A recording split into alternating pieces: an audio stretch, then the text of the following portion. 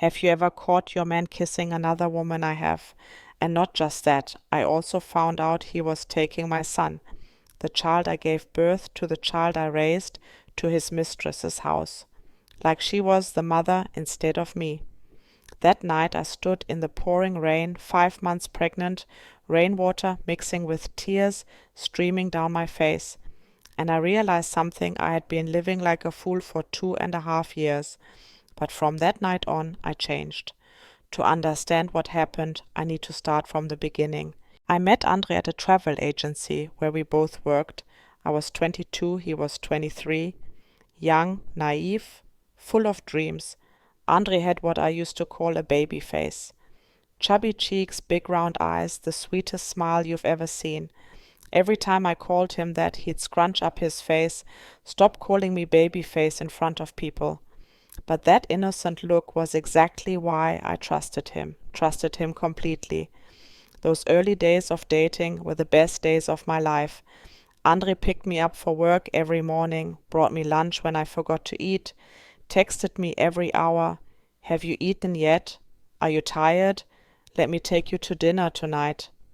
All my friends were jealous. Tina even joked, "Where did you find this guy, Jay? Can I borrow him for a few days?" I laughed, thinking I was the luckiest woman in the world. 6 months later, I found out I was pregnant. I still remember that morning, sitting in the office bathroom, staring at 2 red lines on the test heart, pounding like crazy. We were so young, not married. Jobs weren't stable yet. Would Andre run away? That night I showed him the test. My hands were shaking. But you know what Andre did? He jumped up and down like a kid getting a Christmas present. A boy, I know, it's definitely a boy. Then he picked me up, spun me around the living room, got down on his knees, kissed my belly, whispered, "My son, Daddy will take care of you. I'll be the best father in the world, I promise." 4 months later, the ultrasound confirmed it was a boy. Andre cried right there in the doctor's office, in front of everyone. Not embarrassed at all. Watching him cry, I thought I had chosen the right man. When our son was born, I decided to quit my job and stay home. Andre had just been promoted to warehouse supervisor. His salary almost doubled. He said, "Don't worry about anything. I make enough to support us. You just stay home with the baby. I'll handle everything." I thought it was the perfect arrangement. Husband works, wife stays home. Just like my mother, just like my grandmother. But do you know what staying home with the baby really means? It means waking up at 3 a.m. when the baby cries for milk, finishing feeding at 4, getting him back to sleep at 5, closing your eyes for 1 hour before he cries again. It means not sleeping more than 3 hours straight for 18 months. It means your hands always smell like sour milk, your clothes always have spit-up stains, your hair is always a mess because there's no time to shower. It means loneliness, suffocating loneliness in your own home. And Andre, he left for work at 7 a.m., came home at 8 or 9 p.m. when the baby was already asleep. On weekends, "I'm so tired, babe. Let me sleep a little more. I have a meeting with a client. I need to see some co-workers." Always an excuse, and I always understood. 2.5 years, over 900 days, I handled everything alone, while Andre was busy. Then I got pregnant again. The first pregnancy, Andre treated me like a princess, made me soup when I had morning sickness, massaged my feet every night, talked to my belly before bed. This time was completely different. "I feel so sick. Can you make me some soup?" "Do it yourself, I'm busy." Busy. That word started appearing more and more. Busy not answering my texts, busy not picking up my calls, busy not coming home for dinner. "Where were you so late?" "I had stuff to do." "What stuff?" "You ask too many questions. Don't you trust me?" Every time I asked, he turned it back on me. I became the jealous wife, the controlling wife, the wife who didn't trust her man. But there's one thing nobody can deny a mother's intuition. Lying next to Andre every night, I could feel something was wrong. The way he'd flip his phone face down whenever I came near, the way he'd shower immediately after coming home, like he was washing off someone else's scent. The way he stopped touching me, stopped kissing me, stopped looking at me like he used to. One night I asked, "Do you still love me? You think too much, I'm just tired. I'm carrying your baby and you treat me like a stranger. I just need some time alone." Time alone, for what I didn't know, but I needed to find out. One sleepless night the baby was asleep, Andre was out, meeting a client again. I sat alone in the dark living room, pregnant belly, heavy tears soaking my pillow. I scrolled through my phone and saw an ad for Cheaters, a show that investigates infidelity. If you suspect unfaithfulness in your relationship, exercise your right to be informed.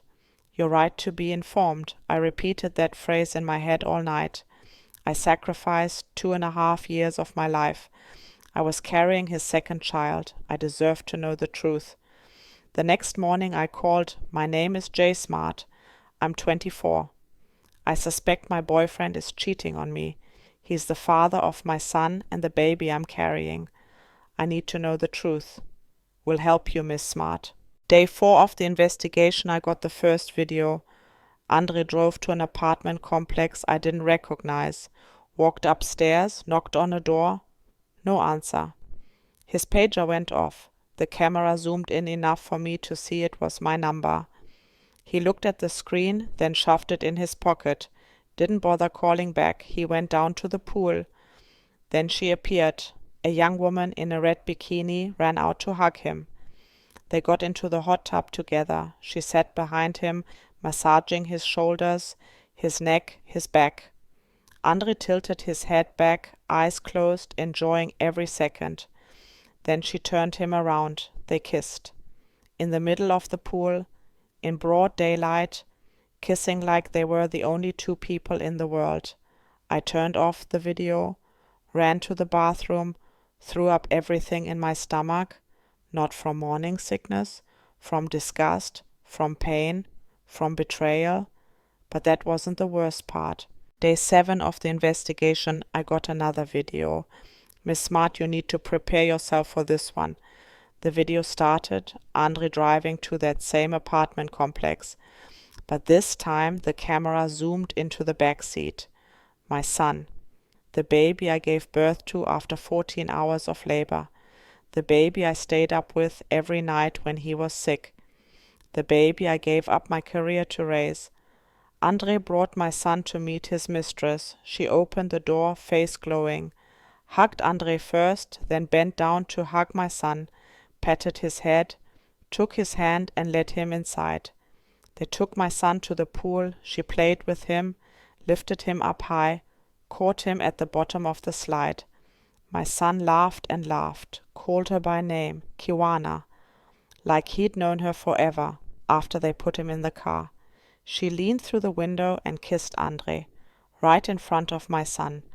My son sat there watching his father kiss another woman and didn't even look surprised, because to him this was normal. I couldn't cry anymore. There was just this massive emptiness in my chest, like someone had reached in and ripped my heart out. The last video was from a stormy night, thunder and lightning everywhere, rain pouring down, but Andre still went to Kiwana's apartment. They stood on the balcony watching the storm.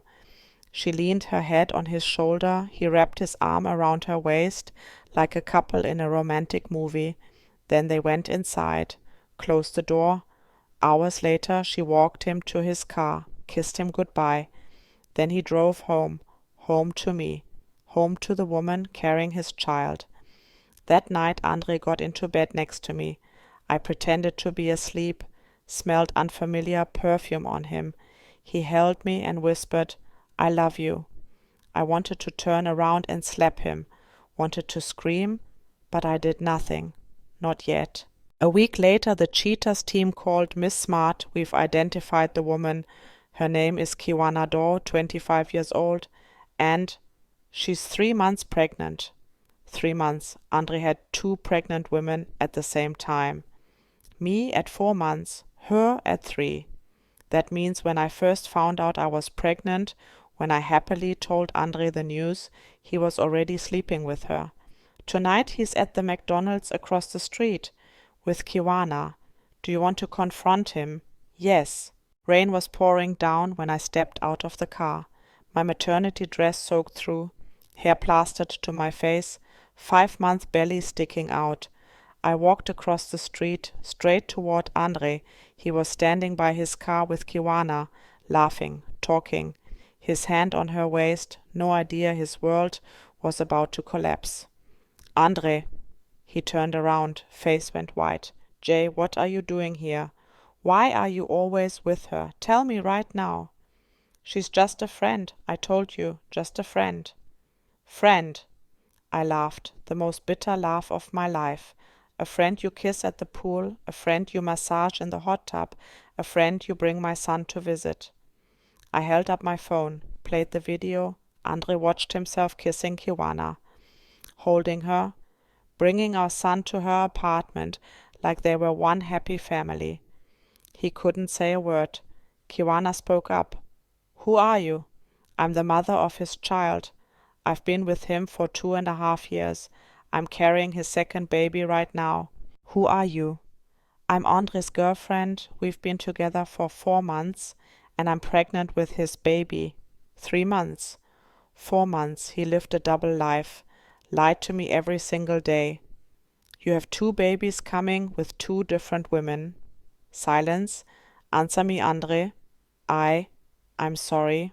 Sorry. After everything he did, that's all he could say. I asked Kiwana, what did he tell you about me?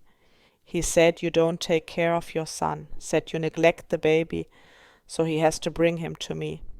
I laughed, like a crazy person standing in the rain. I stayed home for 2.5 years to take care of my son, gave up my career, gave up my social life, stayed up hundreds of nights when he was sick, handled everything alone, and he told you I neglect my child. Kiwana looked at Andre. For the first time doubt crossed her face. Andre, you told me. He lied to you. I cut her off, just like he lied to me. He's a liar. He lied to both of us. Andre stood there, head down, couldn't look at anyone. Joey Greco, the host, spoke up. Andre, you've been using both these women, living with Jay, letting her take care of you. Then going to Kiwana for excitement. 2 homes, 2 women serving you. Unless you're just a parasite looking for the next healthy host. Parasite? That's exactly what Andre was. He didn't love anyone, only loved himself. Used me when he needed a stable home, someone to raise his child. Used Kiwana when he needed something new, something exciting. We were both just tools to him. Jay let me explain. Go ahead, I'm listening. Andre swallowed hard. Living with a pregnant woman is hard. I stood there, couldn't believe my ears. Hard how? You're not the same anymore. You're always tired, always irritable. You know what I mean. I knew. Oh, I knew exactly what he meant. He meant I wasn't satisfying him in bed anymore. I was too exhausted to meet his needs. My pregnant body wasn't attractive to him anymore. You cheated on me because I'm carrying your child. You had an affair because I wasn't giving you enough sex. Andre didn't answer. His silence said everything. Do you know why I'm tired? Because I take care of our son 24/7. Because I wake up at 3 a.m. Because I cook, clean, do laundry, care for a sick baby while you're busy with work. And now you say I'm not meeting your needs. I stepped closer, looked him straight in the eyes. You don't deserve to be a husband, and you definitely don't deserve to be a father. Joey Greco continued. The tragedy here is the child. Your son is attached to both women now. He's bonded with Kiwana because you bring him there all the time.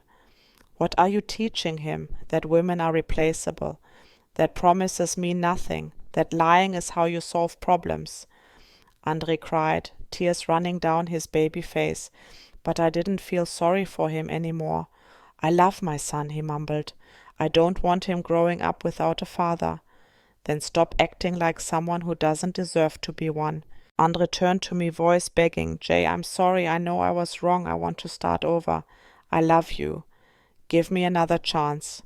Before I would have melted immediately, would have hugged him and said, okay, we'll get through this. Would have forgiven him because I was scared of losing him, scared of raising kids alone. But that night, standing in the storm, I wasn't that woman anymore. You love me. You say you love me after sleeping with someone else for 4 months, after getting her pregnant, after bringing my son to your mistress's house, after lying to me every day, every hour. I know I was wrong. Last week you were still at her place. Last week. Do you know what I was doing last week? I was decorating the nursery for our new baby, buying little toys, buying baby clothes, alone, because you were busy. I thought you were working hard to support our family, but you were in another woman's bed. My voice cracked, but I didn't cry. Don't say you love me. Don't insult the word love like that. Joey asked me, Jay, he says he wants to try again. What can he do to rebuild your trust? I looked at Andre, looked at Kiwana standing there holding her 3-month belly, looked at the rain still pouring down. I don't know. For the first time in my life, I didn't rush to find an answer, didn't hurry to forgive just to keep the peace. I need time. I need to think about my future and my children's future. I can't decide in the middle of the storm. I'll wait, Andre said quickly. I'll prove I can change. I didn't answer, just turned around and walked back to the car. Rain kept falling, but for the first time in months I could breathe. In the days that followed, Andre moved out, like I asked, stayed with a friend, called and texted every day, begging for another chance. Jay, I've cut things off with Kiwana. Give me a chance. Jay, I miss you. I miss our son. I read those messages, but didn't reply. Not because I hated him, because I needed time to heal. For 2.5 years, I put Andre above everything. Sacrificed my career, sacrificed my life, sacrificed myself. What did I get in return? Lies, lonely nights, a shattered heart. I needed to learn to love myself before I could think about forgiving anyone else. A month later, I call it Andre. I've thought about this a lot. What did you decide? I'm not coming back to you, not yet. Silence. Jay, please. Let me finish. I'm not saying never. I'm saying not yet. You want me to trust you again? Prove it with actions, not words. What do I have to do? Become a decent man, go to work consistently, save money for your children. Be there when they need you. Really be there, not just show up and disappear. Learn to be honest. Grow up, Andre.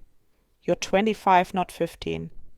And if I do all that, I'll consider it, but I'm not promising anything. I'm just giving you a chance to prove yourself.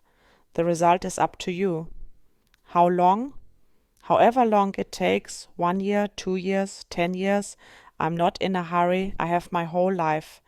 For the first time saying those words, I actually believed them. I have my whole life. No need to rush, no need to forgive immediately, just because I'm scared of being alone. I have a son who's growing stronger every day. I have a baby coming soon. I have myself, that's enough. 6 months later, I gave birth to a baby girl, 7 pounds, healthy. Andre came to the hospital, stood in the hallway for 8 hours while I was in labor. I let him come in. He looked at me, holding the baby, knelt beside the bed and cried, thank you for giving me 2 children. I said nothing, just looked at him and wondered, can he really change? Over those 6 months he'd done some things right, went to work consistently, sent child support on time, visited our son every week, no contact with Kiwana. But is 6 months enough to erase 4 months of betrayal? I don't know. And I accept that I don't need to know right now. Whatever happens, I'll be okay. My son is growing up strong, my daughter was born healthy, and I'm learning to live for myself for the first time in my life. I don't know what the future holds, but I know one thing for sure, I will never let anyone take me for granted again. I will never sacrifice myself for someone who doesn't appreciate it. I will never ignore the signs when my intuition tells me something is wrong. That stormy night, I learned the most expensive lesson of my life. Sacrifice only has value when the person receiving it knows how to appreciate it. Otherwise, it's just self-destruction. I gave everything, my career, my time, my youth, my health, to a man who took me for granted. Instead of being grateful, he went looking for someone new. But I don't regret what I did. Everything I sacrificed for my children, not for him. And now I'll keep doing everything for my children. Only this time I won't forget to do things for myself too. If you're listening to this story and you see yourself in it, you deserve to know the truth. You deserve to be loved genuinely. You deserve respect. Don't be afraid to ask questions when your gut tells you something is wrong. Don't be afraid to face the truth no matter how painful. Don't be afraid to walk away if you need to. And remember, you are worth more than what anyone can give you or take from you. You are enough. Just you by yourself, you are enough.